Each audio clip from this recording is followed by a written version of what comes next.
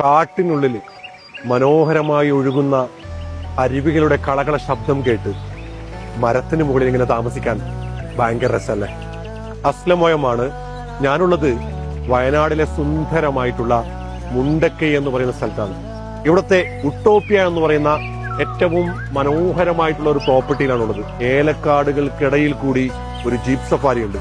4x4 of റോഡും നമ്മൾ ചെന്നെത്തുന്നത് സുന്ദരമായ ഇടത്തിലാണ്. കാടും അരുവികളും കുന്നും മലയും വെള്ളച്ചാട്ടവും ഒക്കെയായി നിങ്ങൾ പ്രകൃതിയിലേക്ക് വന്നുകൊണ്ട്, കാട്ടിലേക്ക് വന്നുകൊണ്ട് താമസിക്കാൻ ഇഷ്ടപ്പെടുന്നവർ, പ്രത്യേകിച്ച് ക്യാമ്പ് ചെയ്യാൻ ഇഷ്ടപ്പെടുന്നവർക്ക് നിങ്ങൾക്ക് ഉട്ടോപ്യയിലേക്ക് വരാൻ പറ്റും. ക്യാമ്പ് ഫയറിന് ചുറ്റും ഇരുന്ന് പാട്ട് പാടാൻ, അരുവികളിലേക്ക് നോക്കിയിരുന്ന് രാത്രി നമ്മുടെ മരത്തിന് മുകളിലുള്ള സ്ട്രിങ് പോലുള്ള ടെന്റിൽ താമസിക്കാൻ, തണുപ്പ് നിറക്കുന്ന വെള്ളച്ചാട്ടത്തിൽ ഒന്ന് കുളിക്കാനും, സൺറൈസ് ട്രെക്കിങ്ങിന് പോയി അവിടെ ഇരുന്ന് പ്രകൃതിയുടെ സുന്ദരമായിട്ടുള്ള സൂര്യോദയം കാണാനും കാറ്റ് കൊള്ളാനും ഒക്കെ നിങ്ങൾക്ക് ഇഷ്ടമാണെങ്കിൽ ഉട്ടോപ്യയിലേക്ക് നിങ്ങൾക്ക് വരാൻ പറ്റും. ഇവിടെ മനോഹരമായ ഹട്ടുണ്ട്.